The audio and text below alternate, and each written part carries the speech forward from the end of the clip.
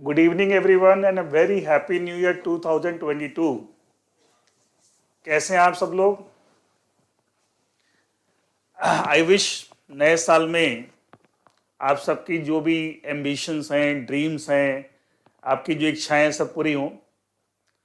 आप बोल रहे होंगे सर हमारी सबसे पहली इच्छा तो ये है कि अभी हमने फाउंडेशन के जो पेपर दिए हैं सीए फाउंडेशन में, उसमें हमारा अच्छा सा रिजल्ट आ जाए, हम पास हो जाएं। तो सबसे पहले I wish you all the best कि आपका अच्छा सा रिजल्ट आए, आप सब इंटरमीडिएट में आ जाएं। एंड ऑब्वियसली क्योंकि अभी इमीडिएट सबके सामने एक सबसे बड़ा यही ड्रीम है कि हाँ हमने पेपर दिए और हम पास हो गए, नेक्स्ट लेवल पे आ जाए इंटर में, बहुत अच्छी बात है। एंड आई विश कि सभी बच्चों का अच्छा अच्छा रिजल्ट आ जाएगा।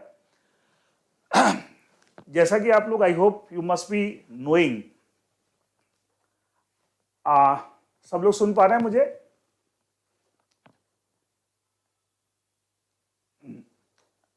हाँ तान्या ठीक है। मैं ये बोल रहा था कि जैसे कि आप सब जानते हैं कि मेरा नाम संगीत केडिया है and I am here to teach the corporate and other laws paper of CA intermediate. जो सीए इंटर का आपका corporate and other law paper है that I will be teaching.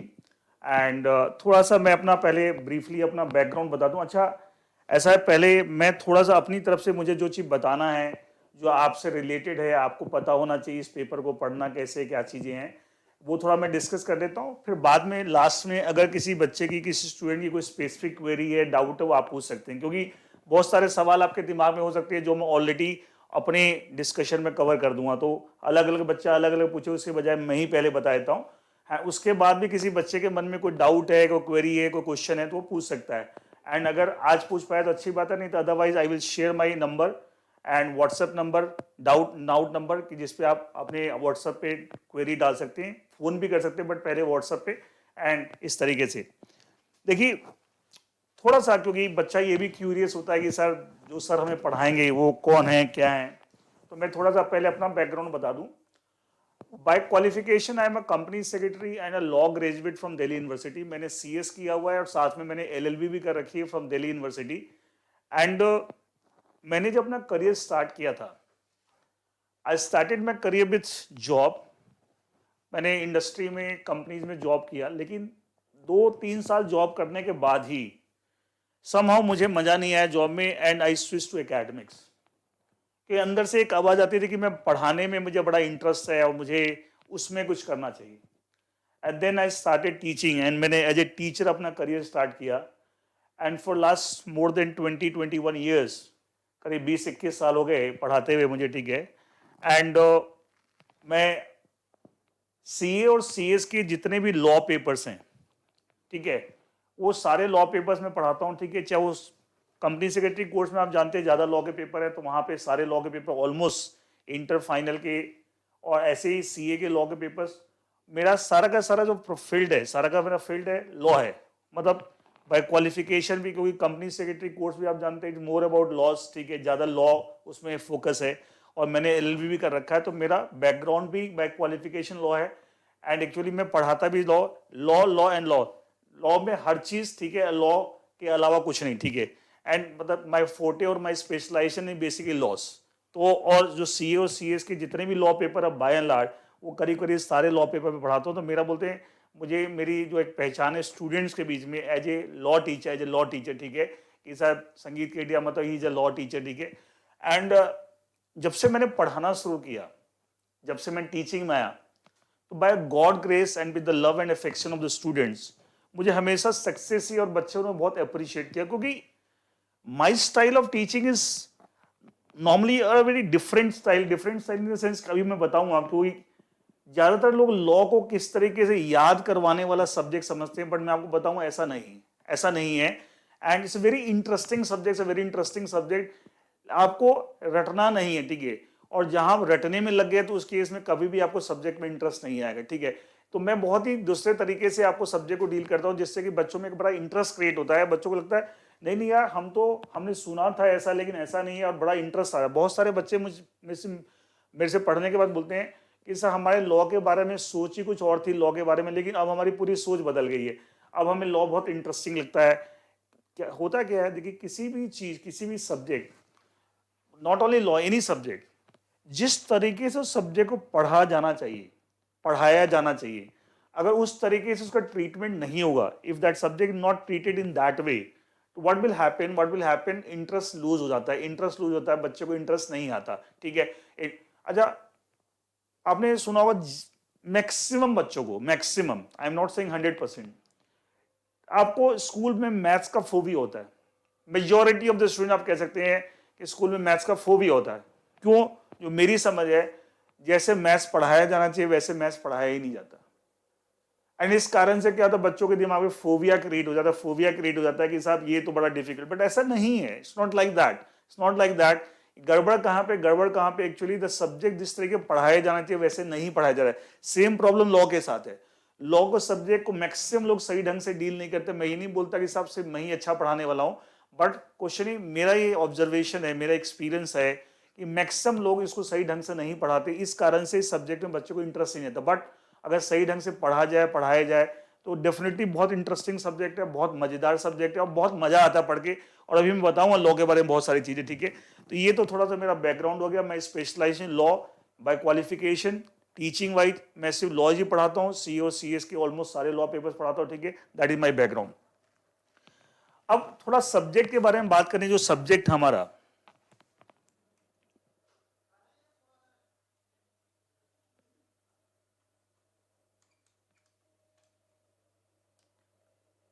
Subject का नाम है corporate and other laws.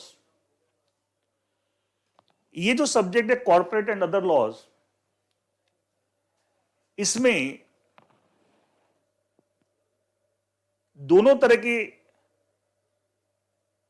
Questions आपके exam में आएंगे, and as per the syllabus prescribed by the ICAI, institute of chartered accountants of India, उन्होंने जो syllabus prescribe उसके हिसाब से इसमें 70 मार्क्स सब्जेक्टिव क्वेश्चंस होंगे। 70% बोल लीजिए, 100 नंबर का पेपर, 100 मार्क्स का पेपर है, तो 70% या 70 मार्क्स एक ही बात है, सब्जेक्टिव। एंड 30 मार्क्स आपको ऑब्जेक्टिव, जो एमसीक्यू पैटर्न के क्वेश्चन होंगे। 70% सब्जेक्टिव एंड 30% एमसीक्यू। और ये जो paper in corporate and other laws, इस पेपर के नाम से पता लग रहा है इस पेपर के दो पार्ट्स हैं। वन इज कॉर्पोरेट लॉस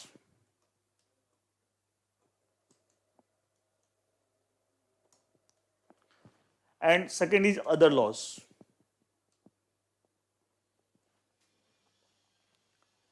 एक कॉर्पोरेट लॉ, दूसरा ही अदर लॉस। आप देख भी पा रहे हैं जो मैं लिख रहा हूं, whatever I am writing, are you able to see it? Yes. देखिए, कॉर्पोरेट लॉ जो है पोर्शन जो इस पेपर का, दिस इज ऑफ 60 मार्क्स, और जो अदर लॉज है this is of 40 marks, 60 and 40। And दोनों में ही, क्योंकि 70% सब्जेक्टिव है, 30% एमसीक्यू है, तो दोनों में ही आपको यहां भी 60 मार्क्स में 70%, दैट इज 42 मार्क्स का सब्जेक्टिव होगा, और 60 मार्क्स का 30%, दैट इज 18 मार्क्स वो एमसीक्यू होगा। ऐसे अदर लॉज में जो 40 मार्क्स है उसमें 70%, दैट इज 28 मार्क्स का सब्जेक्टिव होगा, and 30% that is 12 marks, 40 marks का 30%, 12 मार्क्स वो आपको एमसीक्यू होगा। तो हम जो पढ़ाएंगे आपको, तो हर एक टॉपिक के अंदर हम दोनों तरह की चीजें, पहले तो टॉपिक पढ़ेंगे, सारा टॉपिक है जो कंटेंट्स एंड सिलेबस है, और जो प्रैक्टिस कराएंगे क्वेश्चंस की, उसमें सब्जेक्टिव और एमसीक्यू सारे प्रैक्टिस कराएंगे। हर तरह के क्वेश्चंस प्रैक्टिस में, एमसीक्यू भी कराएंगे, और क्योंकि दोनों तरह के क्वेश्चंस आएंगे आपके हर एक टॉपिक से, एमसीक्यू भी आएगा, मल्टीपल चॉइस क्वेश्चन, ठीक है, 4 ऑप्शन होते हैं, and you have to choose the best one, the best option, ठीक है, द राइट आंसर। तो इस तरीके से हम प्रैक्टिस कराएंगे, ठीक है।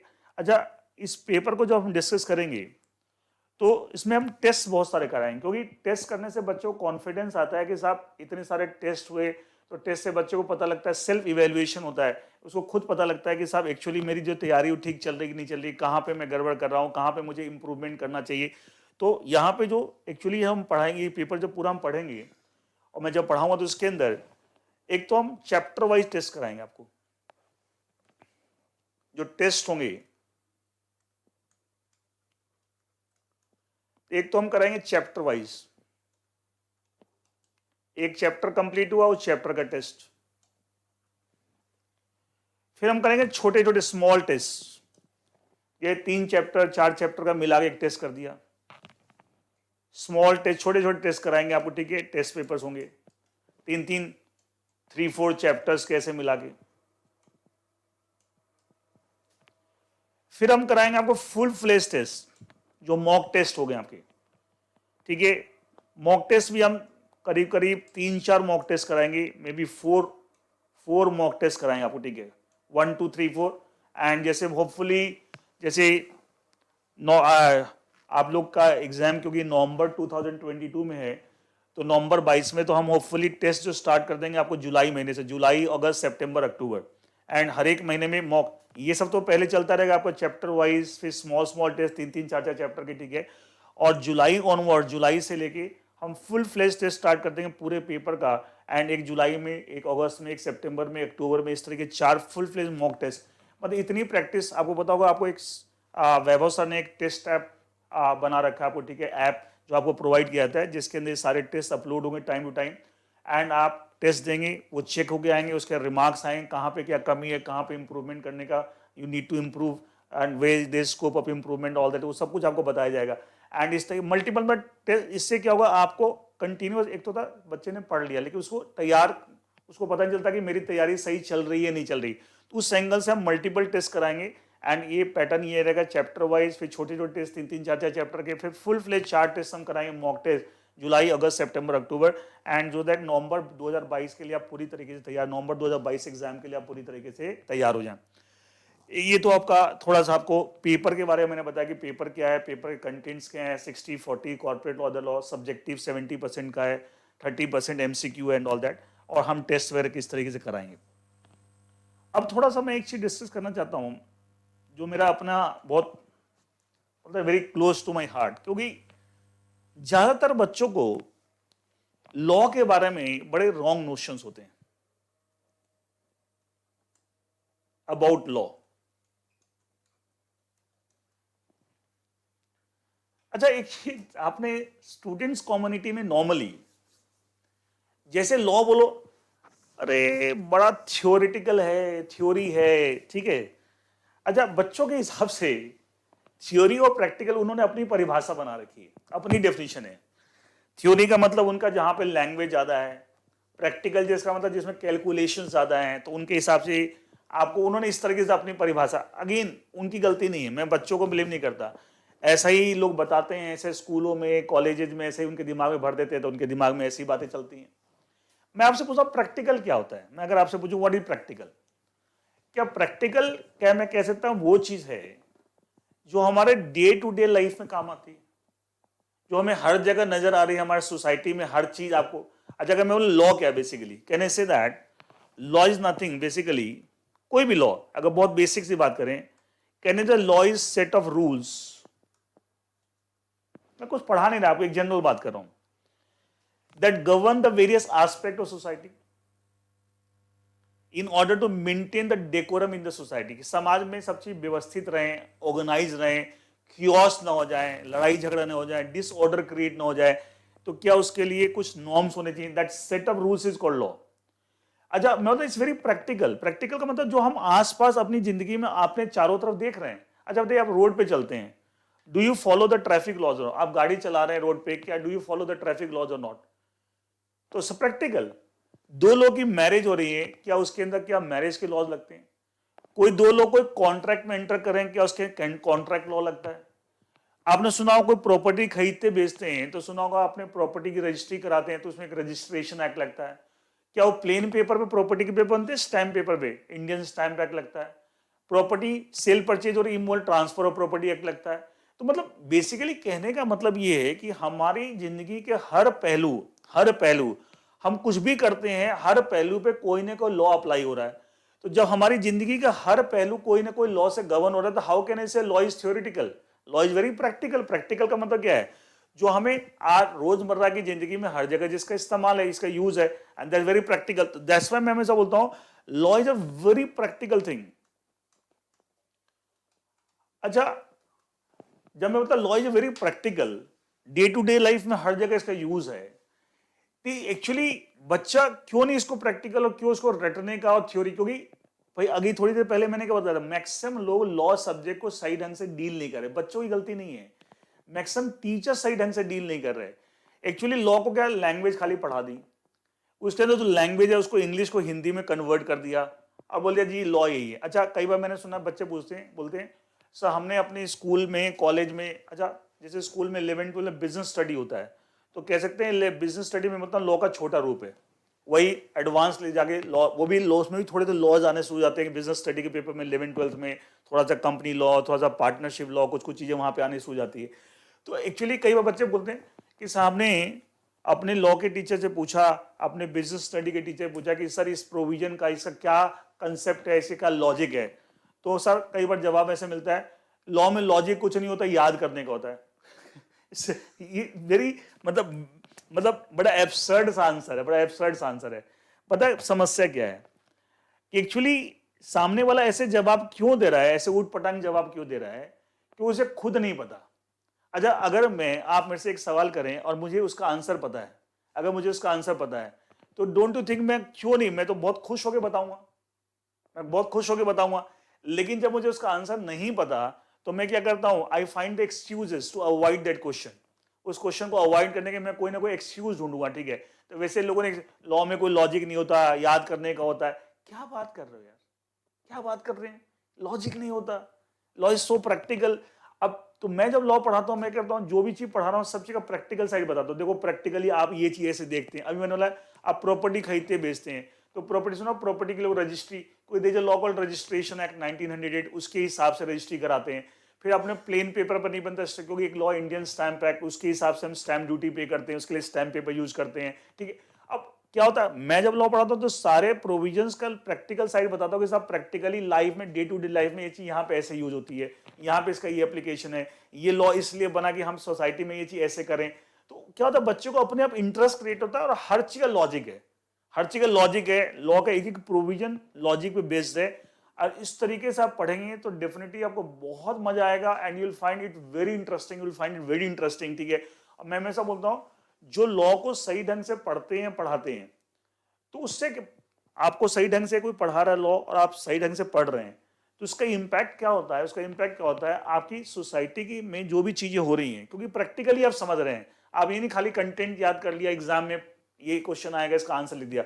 मैं पढ़ाता हूं एग्जाम तो पास करें, साथ में आपको उसका प्रैक्टिकल। अच्छा देखिए, once you become CA, once you become CA, एक बार आप सब कुछ कंप्लीट कर लिया, आप चार्टेड अकाउंटेंट बन गए, आपको डिग्री मिल गई।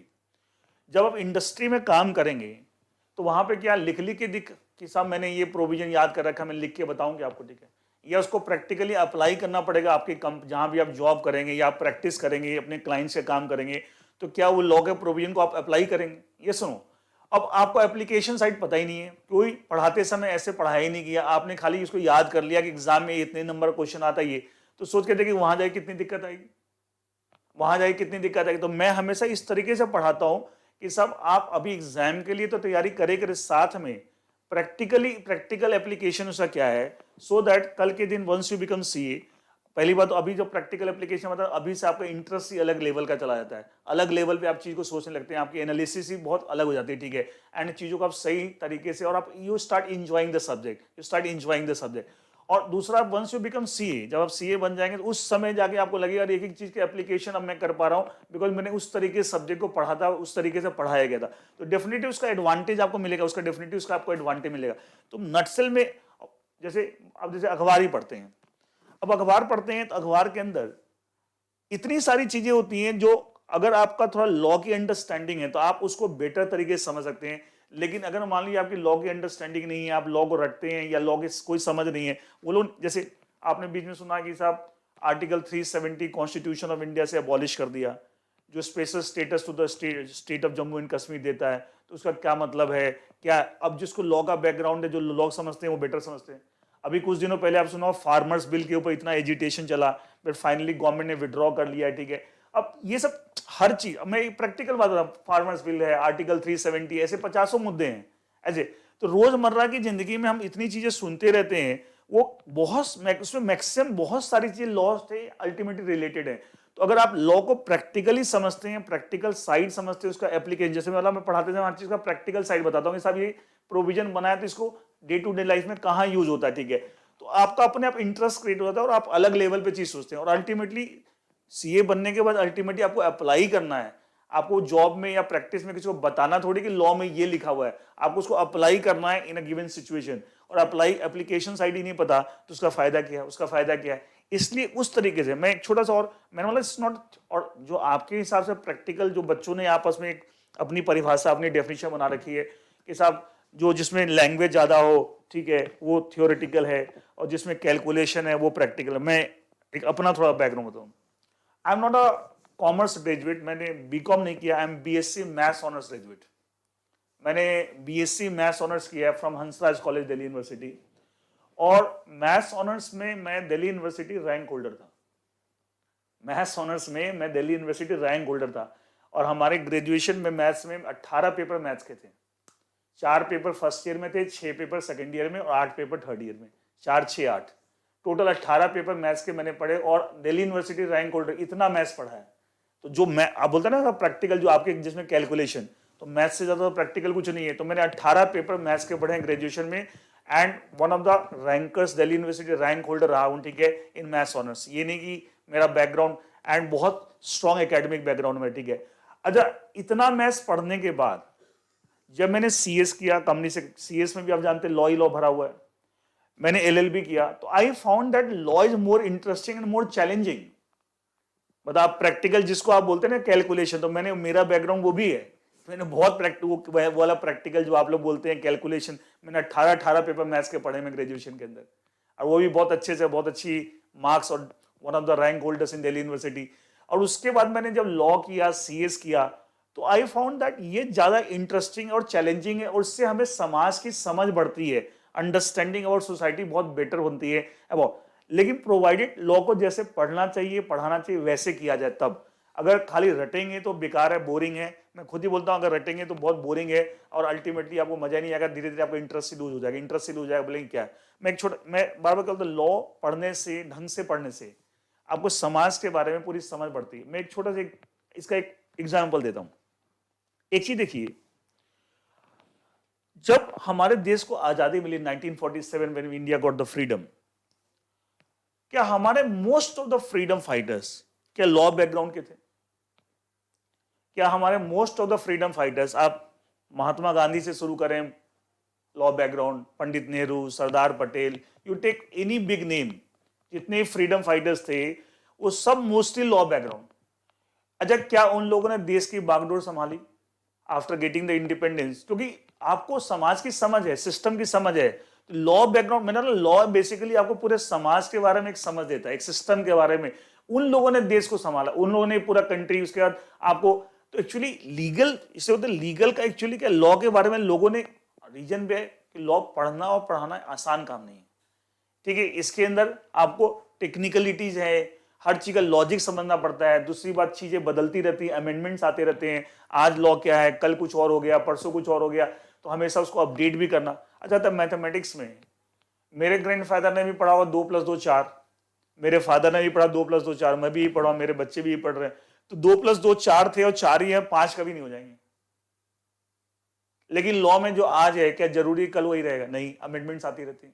तो चैलेंज है नहीं अपने आप में। और अच्छा, अमेंडमेंट्स क्यों आती है? लॉ किसके लिए? समाज के लिए। मैंने कहा it's a set of rules to govern the society, to govern the society. क्या समाज स्टैटिक है? अच्छा, लॉ किसके लिए? सो समाज की डिफरेंट डिफरेंट एस्पेक्ट्स को, अलग अलग लॉ के समाज के डिफरेंट डिफरेंट एस्पेक्ट को रेगुलेट करता है। तो एक चीज बताइए, क्या समाज स्टैटिक है? No, society is not static, society dynamic, उसमें चेंजेस आते रहते हैं। तो when the law is meant for society to regulate the different aspect of society, अलग अलग लॉ अलग अलग सोसाइटी के एस्पेक्ट को रेगुलेट करने के लिए है। तो जब सोसाइटी स्टैटिक नहीं है, डायनेमिक है, तो लॉ स्टैटिक कैसे होगा? How the law will be. तो क्या समाज में जैसे बदलाव आ रहे हैं, क्या उसके हिसाब से लॉ में भी बदलाव करने पड़ते हैं? तो अब ये सब चीज रिलेट करना पड़ता है कि अमेंडमेंट भी आया तो उसका पीछे रीजन होता है कि क्यों अमेंडमेंट आया, कि समाज में ये दिक्कत आ रही थी, इस लॉ के प्रोविजन से ये दिक्कत आ रही थी, एंड ठीक है। एक बच्चे ने पूछा static, static means fix, static means fix, किसी ने जवाब भी लिख दिया, ठीक है, स्टैटिक, किसी दूसरे बच्चे ने जवाब, स्टैटिक में फिक्स, स्टैटिक का मतलब फिक्स, कि कोई चीज आज जैसे हमेशा, जैसे मैंने 2 + 2 4 मैथ्स में, वो फिक्स है, वो फिक्स है, ठीक है। लेकिन डायनेमिक का मतलब जो चेंज होता रहता है, बदलता रहता है, ठीक है, वो चेंज। एंड बोलते हैं society is not static, society is dynamic. तो समाज के लिए लॉ है, लॉ समाज के डिफरेंट डिफरेंट एस्पेक्ट को रेगुलेट करता है, अलग अलग लॉ, अलग अलग। तो जब समाज डायनेमिक है, समाज स्टैटिक नहीं है, तो automatically what happens, law has to be dynamic, इसलिए उसमें अमेंडमेंट्स आते हैं। तो क्या समाज में परिवर्तन के साथ साथ लॉ में भी परिवर्तन आते हैं, तो रिलेट करना पड़ता है कि तो प्रैक्टिकल अपने आप हो गया, अपने आप प्रैक्टिकल अपने आप तो कितना मतलब इंटरेस्टिंग है कि हमें एक ही चीज पता लगती रहती है, एक ही चीज पता लगती है सोसाइटी में क्या चेंजेस आ रहे हैं, उसके हिसाब से लॉ में अब ये चेंज आए। कितनी चीजें तो मैं बच्चों को क्लास में एडवांस बताता हूँ कि बेटा इस लॉ में ये दिक्कत आ रही है, देखना फ्यूचर में इस लॉ में ये अमेंडमेंट आएगी, क्योंकि कहीं ना कहीं एग्जिस्टिंग प्रोविजन से ये दिक्कत आ रही है और फ्यूचर में वो अमेंडमेंट्स आते हैं, क्योंकि वी कैन रिलेटेड। तो उस तरीके से पढ़ेंगे तो बहुत इंटरेस्टिंग है, बहुत इंटरेस्टिंग है। और अगेन रट्टे मारेंगे तो मैं बता रहा हूं आपको बहुत ही बोरिंग है, बहुत बोरिंग। मैं एक दो एग्जांपल आपके साथ शेयर करना चाहूंगा, थोड़ा सा आप स्टूडेंट लेवल पे बात, कई बच्चे बोलते हैं साहब हाई फाई बात कुछ नहीं है, लेकिन बात को समझ, देखिए क्या होता है, धीरे धीरे लेवल बढ़ता है। हम एक दिन में कोई भी पहाड़ पे, आज मैं जैसे बात कर सकता हूं, जिस तरीके से डिस्कशन कर सकता हूं, ऑब्वियसली ये चीज 20 साल पहले हम भी नहीं कर सकते, धीरे धीरे चाहिए, तो आपको भी धीरे धीरे हम डेवलप करेंगे, ठीक है। देखिए what I was saying that, मैं एक छोटा सा एग्जांपल शेयर करता हूं आपके साथ। आप सबने फाउंडेशन में जो आपका लॉ का पेपर था, उसमें एक लाइन पढ़ी होगी, माइनर, एक कंसेप्ट पढ़ा होगा, माइनर्स कॉन्ट्रैक्ट पढ़ा होगा, माइनर कॉन्ट्रैक्ट के बारे में।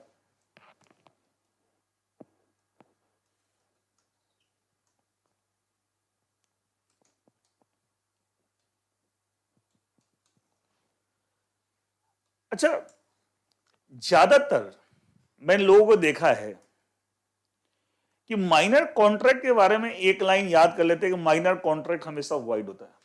मैंने ज्यादातर लोगों को देखा, minor contract is always wide, but this is wrong. Minor contract is not always wide, minor contract हमेशा वाइड नहीं होता है। अब इसको समझने की जरूरत है कि ऐसा क्यों है, ऐसा क्यों है, इसको समझिएगा। लेकिन कितना इजी है, माइनर कॉन्ट्रैक्ट हमेशा वाइड, पढ़ाने वाले के लिए भी आसान, पढ़ने के लिए हाँ सर रट लिया कि माइनर कॉन्ट्रैक्ट हमेशा वाइड होता है, बट गलत है। This is not like this, is not like this. अच्छा एक चीज समझने की कोशिश करना, कोई माइनर है बिलो 18 ईयर्स, 18 साल से कम की उम्र है, कह सकते हैं इनोसेंट है, अभी इतनी दुनियादारी की समझ नहीं है। कई बच्चे सर क्या बात करो, हम तो बहुत समझदार हो गए थे 17 साल में, 15 साल में। वो आप अपने लेवल पे, आप अपने पीयर ग्रुप में, मतलब अपने फ्रेंड सर्कल में आप समझदार, लेकिन सोसाइटी के हिसाब से अभी आप बच्चे हैं। तो अगर कोई माइनर है तो हम बोलते हैं सर अभी उसका बचपना है, अभी 18 साल से कम उम्र है, अभी इतनी दुनियादारी की समझ नहीं है, इतनी मेच्योरिटी नहीं है, तो कह सकते हैं लॉ बोलता है कि आप माइनर है, इसका मतलब अभी आपको इतनी समझ नहीं है, आप अभी इनोसेंट है। तो अगर इनोसेंस में आपने कुछ गलती की, कुछ गलतियां आपसे हो भी गई, तब भी हम आपको लायबल नहीं करेंगे, तब भी हम आपको लायबल, अब समझना कंसेप्ट किस तरीके से, हम आपको लायबल नहीं करेंगे, ठीक है, हम आपको लायबल नहीं करेंगे। अगर अगर आपकी इनोसेंस में कुछ गलतियां हो भी गई तब भी हम आपको लायबल नहीं करेंगे, ठीक है ये। लेकिन आपको, तो क्या वहां लॉ प्रोटेक्ट करा माइनर को, क्या वहां लॉ प्रोटेक्ट करा माइनर को कि अगर आपने out of because of innocence कुछ गलती कर भी दी, कोई मिस्टेक हो भी गई, तो हम आपको प्रोटेक्ट करेंगे, आपकी कोई लाइबिलिटी अराइज नहीं होगी। लेकिन क्या माइनर का कोई अगर अधिकार है, राइट्स की बात करें, तो क्या वहां पे आपको, क्या लॉ आपको माइनर को राइट्स दिलवाएगा? यस, क्योंकि पर्पस क्या है कि माइनर को प्रोटेक्ट करना कि साहब आउट ऑफ इनोसेंस उसने कुछ गलती कर दी, उस पर लाइबिलिटी ना आ जाए। लेकिन जब राइट्स की बात आएगी तो डेफिनेटली माइनर कॉन्ट्रैक्ट वैलिड है।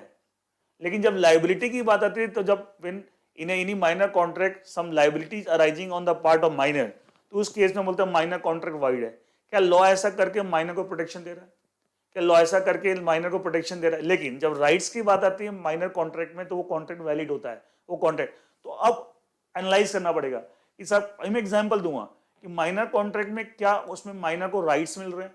अगर राइट्स की बात आ रही है तो उस केस में वैलिड है, परफेक्टली वैलिड। लेकिन अगर लाइबिलिटी की बात आ रही है, लाइबिलिटी की बात आ रही है, तो वो वाइड है कि लॉ उसको प्रोटेक्ट करना चाहता है बिकॉज माइनर है, एंड वो इनोसेंस में उसने कुछ गलती कर भी दी, कोई लाइबिलिटी अराइज भी हो रही, तब भी हम उसकी लाइबिलिटी नहीं अराइज होने देंगे।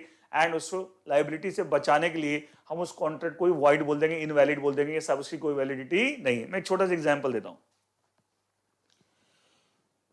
क्या माइनर के नाम में बैंकों में एफडी होती है?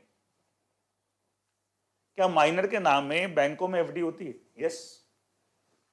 अच्छा, जब आप बैंक में एफडी कराते हैं, फिक्स डिपॉजिट ना, छोटे छोटे बच्चे, न्यू बॉर्न बेबीज, उनके नाम से लोग एफडी करा लेते हैं।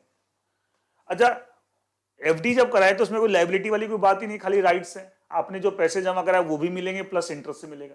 ये सुनो, खाली राइट्स, एकदम वैलिड है। लेकिन अगर आप किसी कंपनी के शेयर्स परचेज करते हैं, किसी कंपनी के आप शेयर्स परचेज करते हैं, तो क्या शेयर्स के ऊपर जो अमाउंट पे करना है, क्या वो लाइबिलिटी है?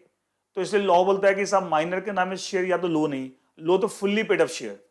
क्यों? कि पार्टली पेड अप शेयर का कम ले लिए माइनर के नाम में, कंपनी ने दे दिए। फ्यूचर में कंपनी जब उनसे बैलेंस पैसा मांगेगी, वो मना कर दे तो कंपनी कुछ नहीं कर पाएगी, बिकॉज माइनर की लाइबिलिटी की बात आ रही है, माइनर की लाइबिलिटी माइनर की लाइबिलिटी की बात आ रही है। इसलिए हम कंपनी लॉ में बोलते हैं कि माइनर के नाम में आप शेयर्स अलॉट करें, provided share fully paid up है। पार्टली पेड अप है, फ्यूचर में पैसे मांगोगे वो मना कर देगा, कुछ नहीं, कंपनी कुछ नहीं कर पाएगी। वाई? बिकॉज जब माइनर की लाइबिलिटी की बात है, contract becomes wide, contract becomes wide. तो इस तरीके से मैं इसको एक प्रैक्टिकल चीज जोड़ता हूं। अच्छा, आप हम सबके घरों में जो छोटे बच्चे होते हैं, कैसे थे, इनोसेंट, जैसे लॉ में कंसेप्ट है ना कि जो माइनर है वो इनोसेंट है, उसको प्रोटेक्ट करना है, उसने आउट ऑफ इनोसेंस कुछ गलती कर भी दी है, तब भी उसकी कोई लाइबिलिटी नहीं, और लाइबिलिटी अराइज हो रहा है, हम कॉन्ट्रैक्ट को वाइड बोल देंगे। लेकिन राइट्स की जब बात आएगी तो हम डेफिनेटली उसको रिकॉग्नाइज करेंगे, हाँ ये कॉन्ट्रैक्ट वैलिड है। इसलिए माइनर कॉन्ट्रैक्ट हमेशा वाइड नहीं होता, देखना पड़ेगा उसमें माइनर के ऊपर लाइबिलिटी आ रही है या उसके राइट्स हैं। राइट्स है तो कॉन्ट्रैक्ट वैलिड है, लाइबिलिटी अराइज हो रही है तो वाइड है। जैसे इसी चीज को मैं एक प्रैक्टिकल ऐसे एक एग्जाम्पल में, अच्छा आप हम सब घरों में जो छोटे बच्चे होते हैं, क्या वो समझ नहीं है तो बहुत सारी गलतियां भी करते छोटे बच्चे। जैसे छोटे बच्चे होते हैं, कुछ खेल रहे हैं, गलती से टीवी में मार दिया बॉल, टीवी गया, हो गया 20-25-30 हज़ार रुपए का नुकसान। मोबाइल उठा के पानी में डाल दिया, बकेट में डाल दिया, पानी भरा हुआ था, ठीक है, गया 15-20 हज़ार रुपए का मोबाइल गया, ठीक है। अच्छा, क्या उसके लिए उस बच्चे की पिटाई होती? नहीं। क्या नॉर्मली सब ये बोलते हैं अरे इनोसेंट, इसे पता ही नहीं क्या कर रहा है। छोटे बच्चे बहुत सारी चीजें करते हैं घर में, बहुत तोड़फोड़ करते हैं, बहुत नुकसान कर देते हैं, लेकिन क्या हम उसको लाइबल करते? नहीं। तो जब लाइबिलिटी की बात आई इनोसेंट आदमी की, हमने उस पर लाइबिलिटी नहीं, हम साहब छोड़ो उसको, इग्नोर। मतलब हम ऐसे लॉ में माइनर कॉन्ट्रैक्ट में जब लाइबिलिटी राइज हो रही, हमने माइनर को प्रोटेक्ट करने के लिए बोला कॉन्ट्रैक्ट वाइड है। क्या वहां भी हम बच्चे को प्रोटेक्ट कर रहे हैं? लेकिन घर में मान लिया मिठाई आई, रसगुल्ले आए, मिठाई आई, तो ऐसा होता है घर वाले में ऐसे बोलते हैं खाली बड़े बड़े खा लो, बच्चों को क्या खिलाना है? ऐसा होता है? घर में कुछ अच्छी चीज आई, मिठाई आई, कुछ आई, तो क्या ऐसा होता है घर में खाली बड़े बड़े खा लो और बच्चों को खिलाना? नहीं, ऐसा नहीं होता। राइट्स की बात हो रही है। तो क्या वहां तो उल्टा होता है कि पहले बच्चे खा लें, पहले बच्चे को खिला लो फिर हम बड़े खा लेंगे, ठीक है, ऐसा होता है।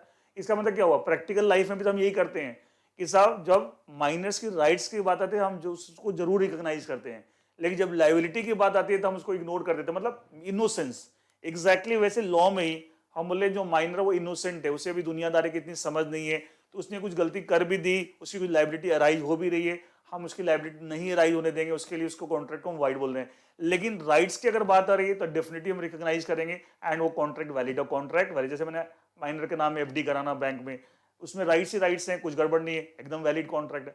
अब इतनी एनालिसिस कि ये तो क्योंकि हमारे पास लिमिटेड टाइम है, ठीक है, एक मैंने एक छोटी सी एनालिसिस की कि साहब माइनर कॉन्ट्रैक्ट कैसे समझना है, और एक होता है एक लाइन रट ली, minor contract is always right. तो रटने में तो देखो, लेकिन आसान तो बहुत लगता है, लेकिन फिर वही आपको चीज समझ ही नहीं, वो गलत पढ़ रहे हैं, फिर क्या होगा, वो धीरे धीरे बोरिंग हो जाएगा। लेकिन इस तरीके से समझेंगे साहब प्रैक्टिकली हम कैसे माइनर को ट्रीट करते हैं, या छोटे बच्चों को जो इनोसेंट है, सेम चीज लॉ में भी किया हुआ है। तो डोंट यू थिंक कितनी प्रैक्टिकल चीजें हैं, मैं मतलब कितनी प्रैक्टिकल चीजें, कितनी प्रैक्टिकल चीजें हैं। एंड ऐसे मैं 50 एग्जाम्पल दे सकता हूँ, ऑब्वियसली सारी चीजें आज तो नहीं बता सकता, ऐसे मैं 50 बात कर सकता हूँ जिससे कि आपको पता लगे सर लॉ पढ़ते कैसे हैं, पढ़ना कैसे चाहिए, और पढ़ाए एक्चुअली पढ़ाया कैसे जाता है, ठीक है। तो इसलिए मजा ही नहीं आता, इसलिए मजा ही नहीं आता, लगता है पता नहीं हम क्या कर रहे हैं। ऐसे एक सिमिलर से एग्जाम्पल मैं और देता हूं आपको, I will share one more example. आप सबने आई डोंट नो एक शायद कहीं ना कहीं पढ़ा होगा, एक टॉपिक पढ़ा होगा, अकाउंट्स में नॉर्मली पढ़ा होगा, हायर परचेज।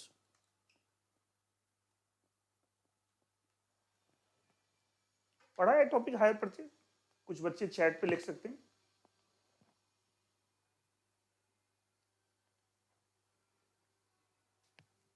अंकित ने लिखा है नहीं। अच्छा, कुछ बच्चे बोल रहे हैं हाँ सर पढ़ा है, ठीक है, चलिए कोई बात नहीं, बीकॉम में पढ़ा है या कहीं पढ़ा है, ठीक, कोई बात नहीं। अच्छा, नॉर्मली जब ये टॉपिक स्टार्ट होता है हायर परचेज, तो कोई बात नहीं, सबको समझ आया, कोई बात नहीं है।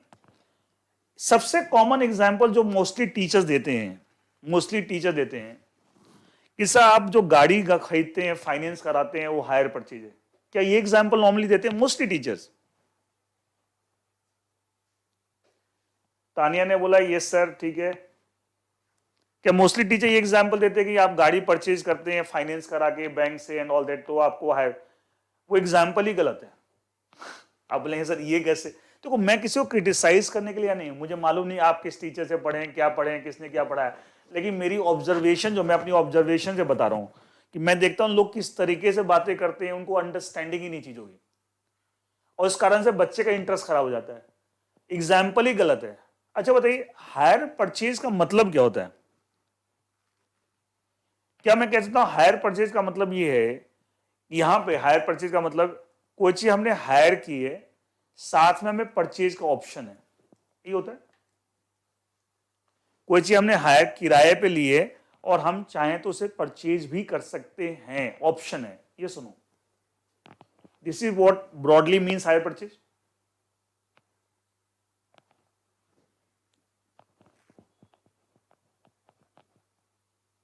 ये सुनो,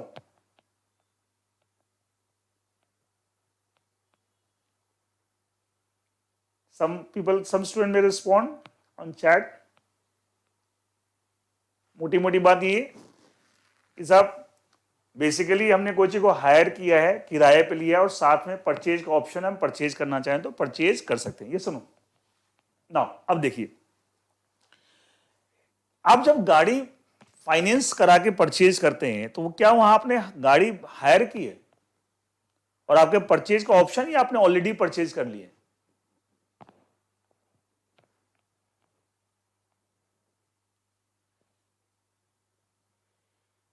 ये सब एक बच्चे ने लिखा था वहां परचेज तो कंपलसरी हो गया, तो मैं खुद ही बोला हूं हायर परचेज नहीं है,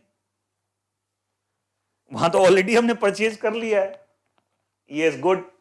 सोचिए ना, अब देखिए टीचर जब एग्जाम, बच्चे क्यों नहीं क्वेश्चन करते, तो आपको क्वेश्चन करना चाहिए कि सर ये कैसे हो सकता है। हायर परचेज का मतलब क्या है कि भाई हायर परचेज का मतलब होता है जब हमने हायर किया और परचेज का ऑप्शन, लेकिन जब हम गाड़ी फाइनेंस पर खरीदते हैं तो हमने गाड़ी खरीद ली, ऑलरेडी परचेज कर ली है, वो ऑप्शन नहीं है, वी हैव ऑलरेडी। तो पहली बात, वो हायर परचेज, इसका मतलब एग्जाम्पल ही गलत है, वो एग्जाम्पल ही गलत है, वो हायर परचेज नहीं, हमने ऑलरेडी परचेज कर लिया, इट्स नॉट हायर परचेज, वो एग्जाम्पल ही।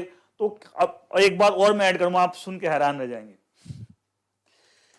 जो टीचर एग्जाम्पल देते हैं हायर परचेज में, मतलब एग्जाम्पल ही गलत है, वो हायर परचेज नहीं, हमने गाड़ी ऑलरेडी, वो सेल है, कार डीलर ने गाड़ी सेल की, आपने परचेज की है, वो सेलर है, कार डीलर सेलर है।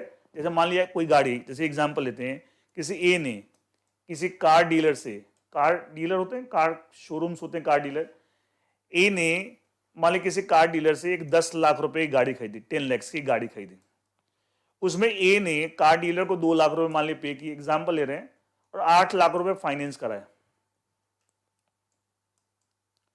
लेट्स से फाइनेंस कराया आईसीआईसीआई बैंक से। इसका क्या मतलब हुआ कि साहब कार डीलर से ए ने 10 लाख रुपए कार खरीदी, 10 लाख में 2 लाख रुपए ए ने अपने जेब से पे किया, एग्जाम्पल में ले रहा हूं, और 8 लाख रुपए उसने आईसीआईसीआई बैंक से लोन लिया, फाइनेंस कराया, आईसीआईसीआई बैंक ने 8 लाख रुपए ए के बिहार पे कार डीलर को पे कर दी, ए के बिहार पे कार डीलर को पे। क्या कार डीलर को पूरे 10 लाख मिल गए? 2 लाख रुपए ए से मिल गए और 8 लाख रुपए आईसीआईसीआई बैंक जिससे ए ने फाइनेंस कराया। ठीक है, कार डीलर फाइनेंस नहीं कर रहा, फाइनेंस कोई बैंक कर रहा है, कोई एनबीएफसी कर रहा है, ठीक है वो। अब आपने कार परचेज, ए कार किसकी होगी? ए की होगी। कोई purchase the car from car dealer, car dealer कौन है? सेलर है, और ये बायर है। अब जो 8 लाख रुपए आपके बिहाफ पे आईसीआईसीआई बैंक ने कार डीलर को पे किए थे, क्या वो आपसे रिकवर करेगा विथ इंटरेस्ट? क्या आईसीआईसीआई बैंक जो फाइनेंसर है, जो 8 लाख रुपए आपके बिहाफ पे कार डीलर को पे किया था, कि वो आपसे रिकवर कर विथ इंटरेस्ट? उसकी ईएमआई बन जाती है, हर महीने इंस्टॉलमेंट में आपको पे करना होता है। ये सुनो, तो क्या ये एक तरह से आपने लोन लिया फ्रॉम द बैंक, ए ने लोन लिया फ्रॉम बैंक, ऐसे से बैंक?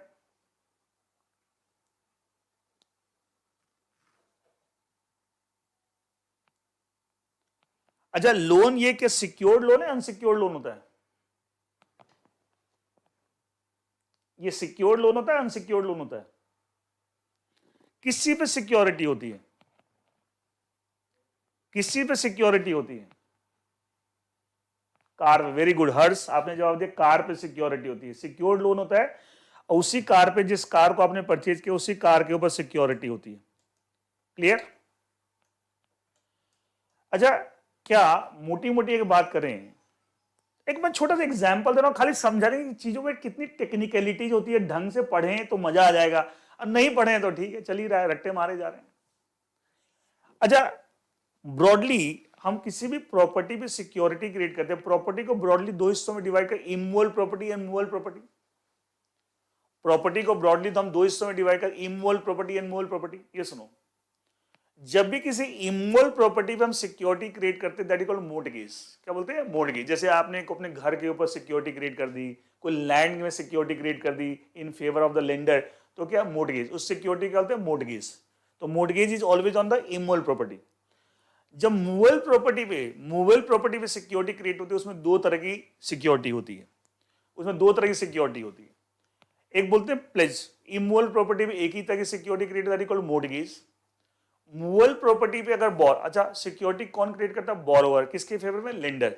लाइक इस केस में ए ने किसके फेवर में? आईसीआईसीआई बैंक के फेवर में सिक्योरिटी क्रिएट की, तो बोरोवर क्रिएट करता है वह लेंडर के फेवर में। ठीक है, तो आप अगर मूवेबल प्रॉपर्टी में सिक्योरिटी क्रिएट करते हैं तो उस केस में दो तरह की सिक्योरिटी होती है। एक बोलते हैं प्लेज। इंडियन कॉन्ट्रैक्ट एक्ट में आपको आगे अदर लॉज में आप पढ़ेंगे, यहाँ अदर लॉज के अंदर आपको इसी पेपर में जो मैं पढ़ाऊंगा उसमें आपको इंडियन कॉन्ट्रैक्ट का कुछ पोर्शन आपने फाउंडेशन में पढ़ लिया, कुछ पोर्शन आप इंटर में, आप इंटर के लॉ के पेपर में पढ़ेंगे, जो मैं पेपर पढ़ाऊंगा अदर लॉज पोर्शन में आएगा। तो प्लेज, एक बोलते हैं प्लेज, और एक बोलते हैं मूवेबल प्रॉपर्टी में जो सिक्योरिटी क्रिएट होती है, एक बोलते हैं प्लेज। मूवेबल प्रॉपर्टी में एक बोलते हैं प्लेज और एक बोलते हैं हाइपोथिकेशन। हाइपोथिकेशन एच, मैं सब डिटेल में पढ़ाऊंगा आपको, कंपनी लॉ में भी आएगा सब चीजें डिटेल में आपको। एक बोलते हैं प्लेज और एक बोलते हैं हाइपोथिकेशन। HYPO, hypothecation, THECATION। यहां मैं लिख देता हूं नीचे, एक प्लेज होता है और एक होता है हाइपोथिकेशन। दोनों में फर्क क्या? दोनों ही मूवेबल प्रॉपर्टी पे सिक्योरिटी, मैंने मूवेबल प्रॉपर्टी सिक्योरिटी क्रिएट है। इमूवेबल प्रॉपर्टी पे होता था मोर्टगेज। प्लेज और हाइपोथिकेशन में क्या फर्क होता है? प्लेज में जिस मूवेबल प्रॉपर्टी पे हम सिक्योरिटी क्रिएट करते हैं, वो मूवेबल प्रॉपर्टी का possession moves from the borrower to lender. मतलब उस मूवेबल प्रॉपर्टी का पोजीशन बोरोवर से किसके पास चल जाएगा? लेंडर के पास। जैसे मैं एग्जांपल देता हूं, अगर मैं, जैसे अभी हर्ष ने जवाब दिया था, ठीक है, मैं अगर हर्ष को बोलता हूं कि मुझे आपसे 10,000 रुपए उधार चाहिए, ठीक है, तो हर्ष बोलता है सर विश्वास नहीं, पता नहीं वापस करोगे नहीं करोगे। डोंट टेक इट सीरियसली, मजाक में, ठीक है। मैं बोलता ऐसा है कि चल मेरा मोबाइल तुम रख लो अपने पास, एंड जब मैं आपके पैसे आपको चुका दूंगा, ठीक है, तो आप मुझे मेरा मोबाइल वापस कर देना। तो क्या मोबाइल मूवेबल प्रॉपर्टी है? क्या मोबाइल मूवेबल प्रॉपर्टी है? Movable property. क्या मैं बोरोवर हूं और हर्ष क्या है? लेंडर है। क्या मैंने अपना मोबाइल हर्ष को दे दिया जब तक कि मैं पैसे वापस नहीं करता? तो मुझे बताइए, क्या यहां मूवेबल प्रॉपर्टी का पोजीशन मूव किया from the borrower, myself borrower and Harsh as the lender? ये सुनो, एक बच्चे ने ज्वेलरी एग्जांपल दी, yes, that is another example. Jewellery, लोग आपको ज्वेलर्स वगैरह के पास रखवा के पैसे उधार लेते हैं, ठीक है, yes, that's also an example of pledge. Is that clear? अच्छा, लेकिन अगर हाइपोथिकेशन होता है उस केस में क्या होता है? जिस मूवेबल प्रॉपर्टी के ऊपर आप सिक्योरिटी क्रिएट करें, the possession of that movable property does not move from the borrower to lender. उस मूवेबल प्रॉपर्टी का पोजीशन मूव नहीं होता from the borrower to lender, वो बोरोवर के पास ही रहता है। प्रॉपर्टी बोरोवर की है, उसका पोजीशन बोरोवर के पास ही रहता है, पोजीशन डज नॉट मूव। अगर पोजीशन मूव हो रहा है फ्रॉम बोरोवर टू लेंडर तो pledge.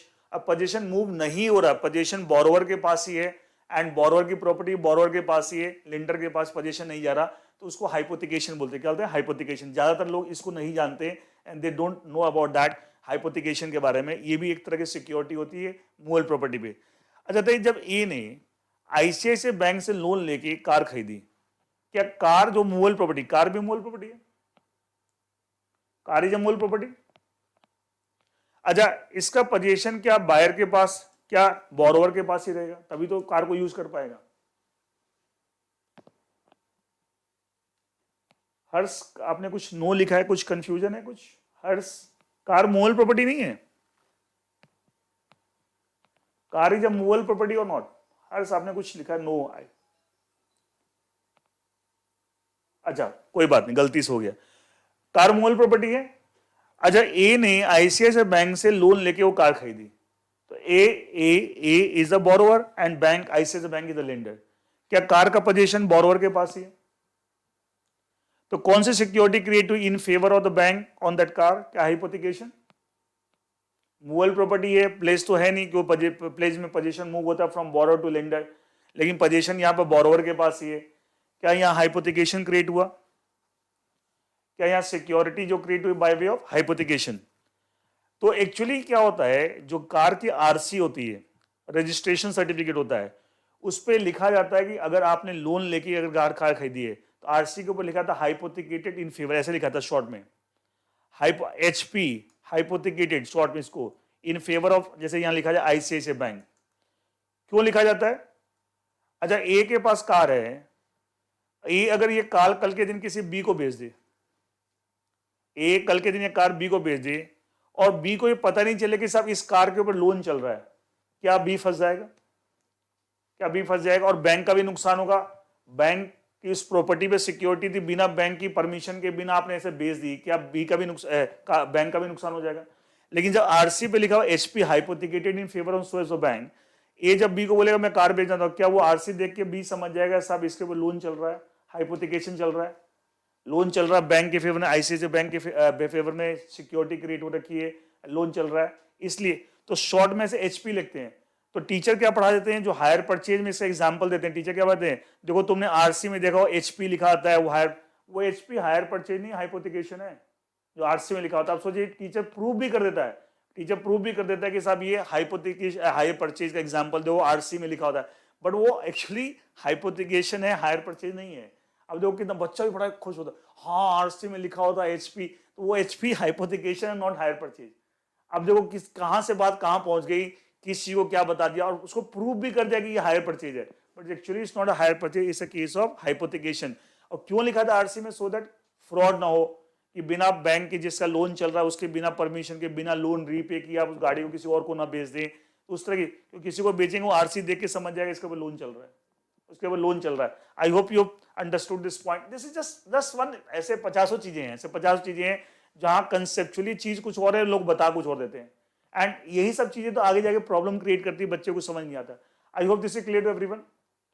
Is this clear now?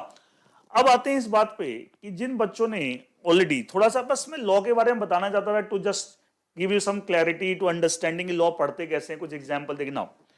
अब जो बच्चों ने लॉ की क्लासेस ऑलरेडी ली उनके बारे में थोड़ी सी बात करते हैं। जिन्होंने ऑलरेडी लॉ की क्लासेस आई, मैंने सुना कि बहुत सारे बच्चों ने, और बहुत अच्छी बात है, दे आर कॉन्फिडेंट कि साहब हमारा अच्छा रिजल्ट आएगा, तभी हम अभी से, और टाइम वेस्ट करना भी नहीं चाहिए। अभी रिजल्ट आने में करीब 1 महीने के आसपास तो कम से कम है, मेरे हिसाब से फर्स्ट वीक ऑफ फरवरी somewhere result will be out, ठीक है। तो आप टाइम को यूटिलाइज कीजिए। आपने लॉ की क्लासेस ली है, मैं थोड़ा सा पैटर्न बताता हूँ आपको, लॉ की क्लासेस जो आपने ली है जिन बच्चों ने, आपको पढ़ना किस तरीके से, थोड़ा उसके बारे में बता दो। देखिए आपको, आई थिंक आपको 23 लेक्चर्स शेयर किए गए आपके साथ,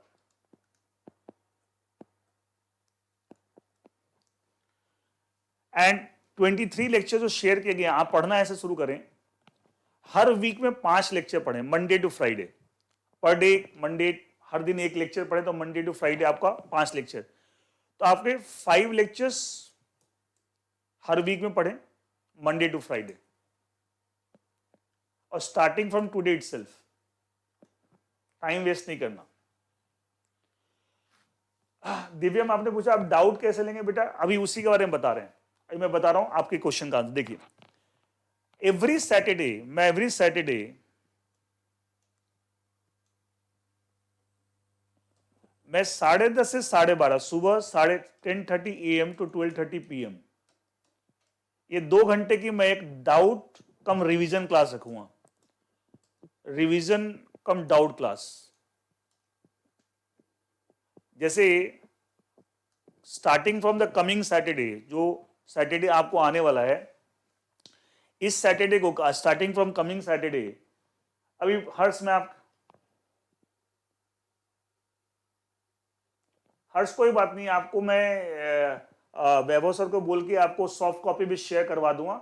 आप कल से पढ़ना शुरू करें, कोई बात नहीं। आप सैटरडे में भी बहुत टाइम, आज मंडे ही है, ठीक है, आप सैटरडे को मिलेंगे तब तक आप कर लेंगे, ठीक है। और आपको सॉफ्ट कॉपी भी मैं शेयर करवा दूंगा वैभव सर को बोल के कि आपको सॉफ्ट कॉपी मिल जाए। हाँ सॉफ्ट कॉपी तो है ही, स्टार्ट कीजिए, कोई बात नहीं है। स्टार्टिंग में कोई इतनी नोट्स की जरूरत भी नहीं पड़ेगी, सॉफ्ट कॉपी मिली है ना आपको, ठीक है, स्टार्ट विद दैट, ठीक है। अच्छा सॉफ्ट कॉपी मिल गई already, Harsh already got the soft copy? Yes, तो आप स्टार्ट कीजिए, ठीक है। मैं बोल रहा हूं हर सैटरडे को हम 10:30 से 12:30 2 घंटे की रिवीजन कम डाउट क्लास रखेंगे। मतलब जो 5 लेक्चर आप पढ़ लेंगे, जैसे इस सैटरडे को पहले 5 लेक्चर का मैं थोड़ा रिवीजन भी करा दूंगा और आपके डाउट भी ले लूंगा, ठीक है। एंड इसी तरीके से आप फिर अगले वीक में लेक्चर नंबर 6 to 10, 5 जैसे 1 to 5 हो गए, नेक्स्ट वीक में 6 to 10, फिर अगले वीक 11 to 15, इस तरीके। तो मोटा मोटी जो फर्स्ट वीक ऑफ फरवरी तक जब आपका रिजल्ट आएगा तब तक आपके ये 23 लेक्चर्स आप कवर कर लेंगे। मैं रिवीजन भी करा दूंगा सैटरडे बेसिस पे, सैटरडे बेसिस पे, ठीक है, ठीक है। बट किसी बच्चे ने लिखा ऐप पर, बेटा क्या ऐप पर क्या पूछना चाह रहे हैं? इस ये पैटर्न में हम इस तरीके से आपको पढ़ना है, इस पैटर्न में आपको पढ़ना है, ठीक है, कि 5-5 लेक्चर हर वीक में आप करिए, मंडे टू फ्राइडे। सैटरडे 10:30 से 12:30 हम क्लास रखेंगे, लाइव क्लास जूम के थ्रू, ठीक है, जैसे अभी हम कर रहे हैं। एंड जिसमें रिवीजन जब soft copies on the app, एक बच्चा बोला सॉफ्ट कॉपी जो नोट्स की हैं आपको ऐप पे है तो आप वहां से सॉफ्ट कॉपी ले सकते हैं, ठीक है। और बाकी हार्ड कॉपी आपको कुरियर कर दी गई है, वो आपको मिल जाएगी, ठीक है, वो मिल जाएगी। लेकिन कुछ नहीं, स्टार्ट कीजिए आप, ठीक है। देखो आपने अभी क्लास ली तो उसका एडवांटेज लो। अगर आपने अभी क्लास ली है उसका एडवांटेज आप 10 दिन बाद शुरू करें, उसका फिर एडवांटेज क्या है, ठीक है, एडवांटेज लीजिए, ठीक है, that is what I am saying. तो हर Saturday every week Monday to Friday आप एक लेक्चर पढ़ें। हर सैटरडे 10:30 12:30 मैं रिवीजन कम डाउट क्लास लूंगा, जिसके अंदर आपके जो भी डाउट्स वगैरह हैं और मैं रिवाइज भी करा दूंगा, आपके डाउट्स वगैरह ले लूंगा। तो पहले 5 लेक्चर के कमिंग सैटरडे आपको जो 8 ऑफ जनवरी 2022 10:30 12:30 में, ऐसे हर सैटरडे इस तरीके से हम चलेंगे, इस तरीके से आपको हर सैटरडे चलेंगे, ठीक है। एंड जब तक हम अगर हम ऐसे पैटर्न में चलेंगे तो आपकी क्लासेस इस तरीके से 5 लेक्चर्स, देन 5, देन 5, देन 5 और लास्ट में 3। तो 23 लेक्चर ऐसे खत्म करते करते जब तक मेरे हिसाब से तब तक आपका बाय एंड लार्ज आपका रिजल्ट आ जाएगा। तो रिजल्ट तक का हमारा टारगेट है कि ये खत्म कर दें, रिजल्ट तक का हमारा टारगेट है खत्म कर दें। एंड फिर रिजल्ट के बाद आगे के लेक्चर्स आपको, ठीक है, मिल जाएंगे और वो सारी चीजें उससे करेंगे।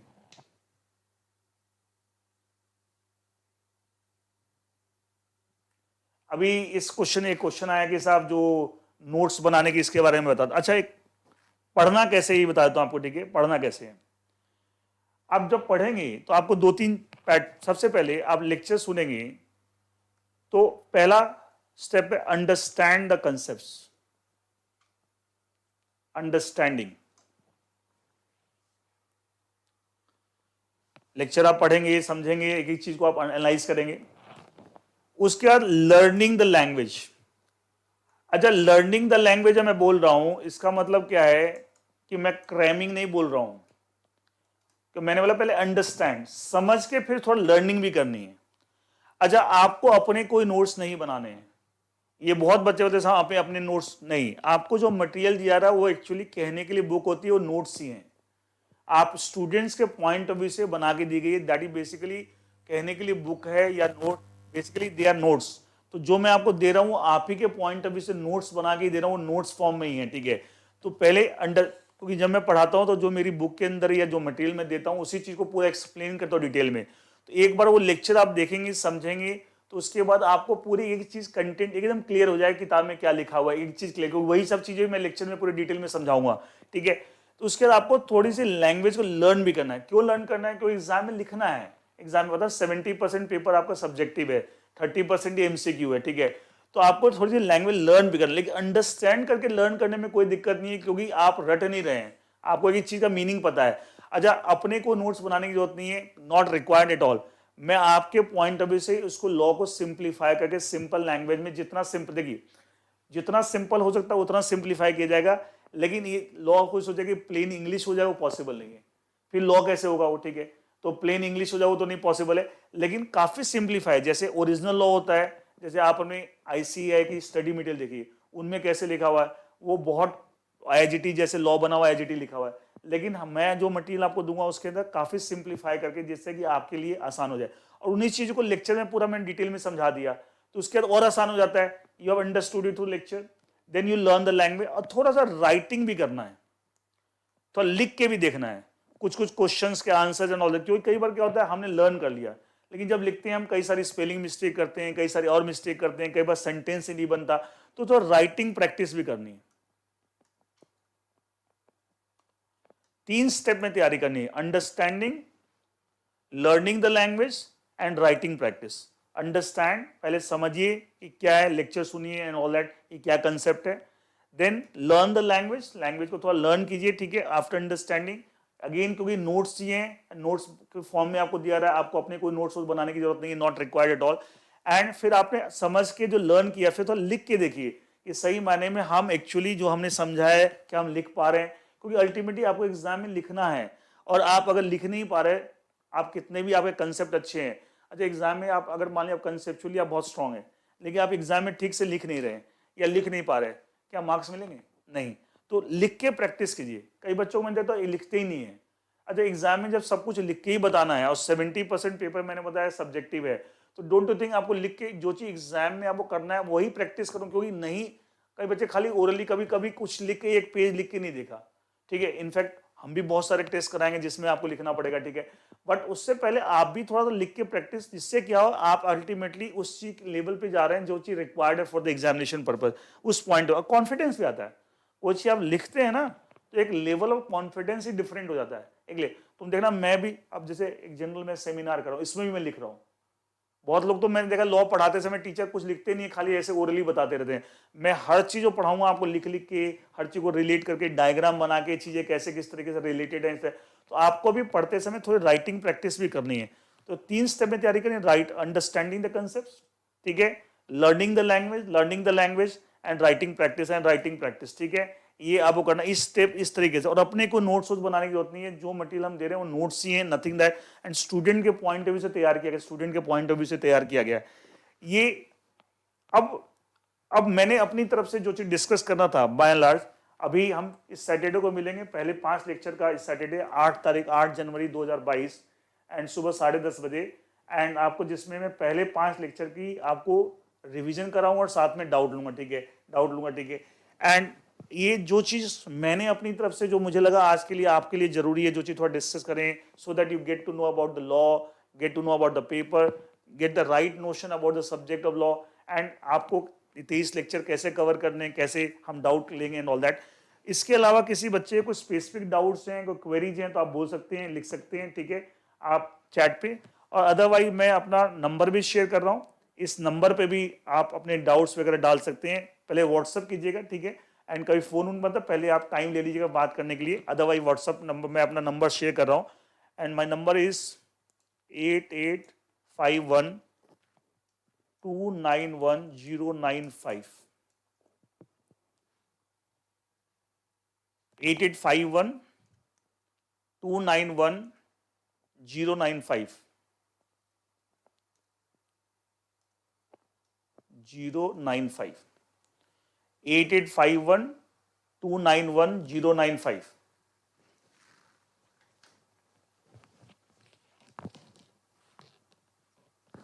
सुन पा रहे हैं आप? आवाज आ रही है?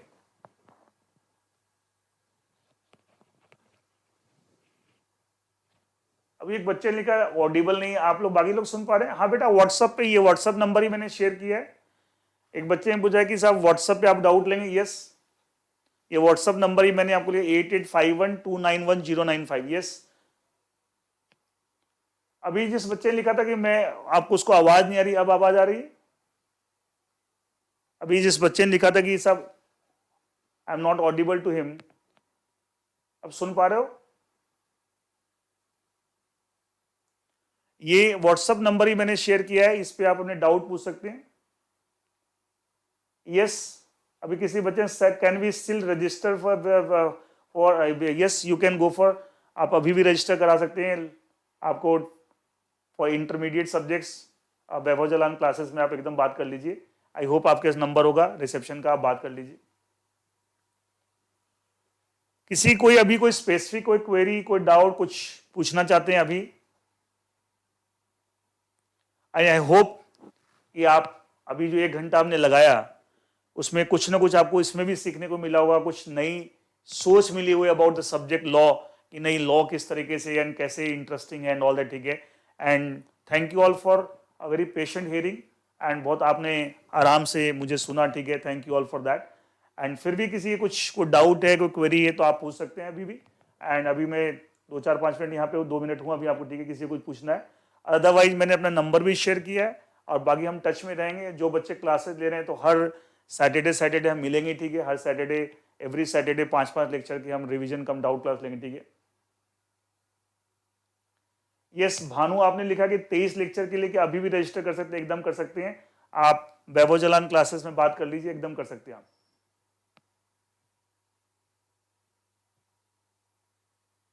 एक बार आप, ये एक बच्चे ने पूछा लास्ट डेट क्या है, एक बार आप वहीं बात करके पूछ लीजिए, कोई 1-2 दिन में आप करा लीजिए, कोई बार आज करा लीजिए, कल करा लीजिए, मैक्सिमम परसों। देखिए आप जितना लेट करेंगे अल्टीमेटली आप टाइम का बेनिफिट नहीं ले रहे हैं। आप जितना लेट करें, मेरे हिसाब से जैसे आज मंडे, कल परसों तक मैक्सिमम आप करा लीजिए, ठीक है। जितना लेट आप करेंगे ultimately you are not taking the benefit of time. कोई अगर सारा समय निकल जाएगा और रिजल्ट ही आ जाएगा तो फिर आप उसका फायदा क्या हो, तो फिर रिजल्ट के बाद तो जो बच्चे आने वो फिर आप भी उसी कैटेगरी में आ जाएंगे। तो बेटर है कि जितना जल्दी, हाँ 1 आध दिन मेरे हिसाब से कोई दिक्कत नहीं है। बाकी आप एक बार वैभव जलान क्लासेस में आप जो रिसेप्शन का नंबर है वहां पे आप बात कर लें।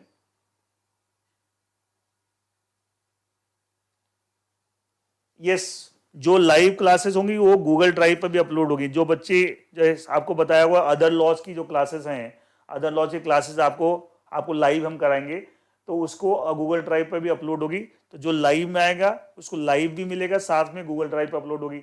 और जो लाइव में नहीं आना चाहिए, गूगल मतलब गूगल ड्राइव तो सबको ही मिलेगी, चाहे वो लाइव में आए चाहे नहीं आए, सबको गूगल ड्राइव पर मिलेगी।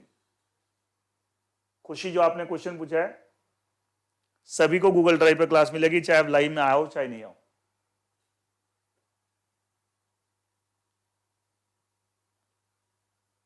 ये किसी बच्चे ने क्या पूछा, टर्मिनोलॉजी एंड वोकेबलरी क्या है, व्हाट इज दैट?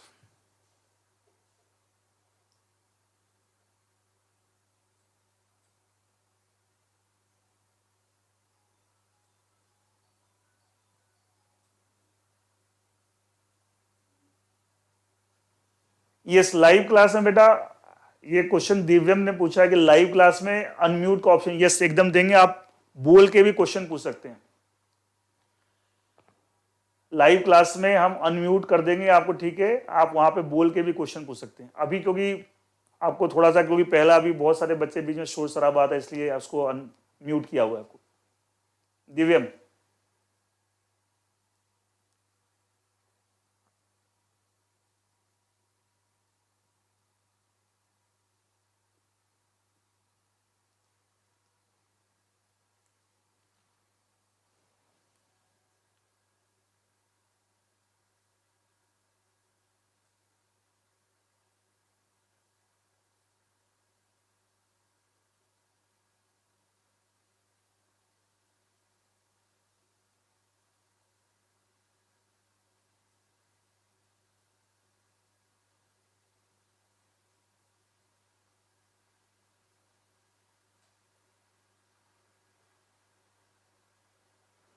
एक बच्चे ने लिखा है, अनमोल ने, कि सब राइटिंग प्रैक्टिस सेम लैंग्वेज याद करना बहुत मुश्किल है। बेटा कोशिश करने से, देखो कंसेप्ट को पढ़ने के बाद, समझने के बाद, जब वो कंसेप्ट पूरा समझ आए उसका लैंग्वेज आपको अपने आप समझ में आने लगती है, लैंग्वेज अपने आप याद होती है, ठीक है, आपको अपने आप। लेकिन बिना समझे आप रट्टा मारेंगे, क्रैम करेंगे तो डेफिनेटली बहुत मुश्किल है। लेकिन वही इसलिए मैंने कहा understanding then learning then writing, अपने आप। बेटा बस क्लास हमारी ओवर है, ठीक है। यस जो बच्चे जाना चाहें जा सकते हैं, तो मैं क्लास वैसे भी ओवर कर रहा हूं, ठीक है। एंड आज के लिए इतना ही, ठीक है। Thank you all, thank you all, thank you all for a patient hearing, thank you.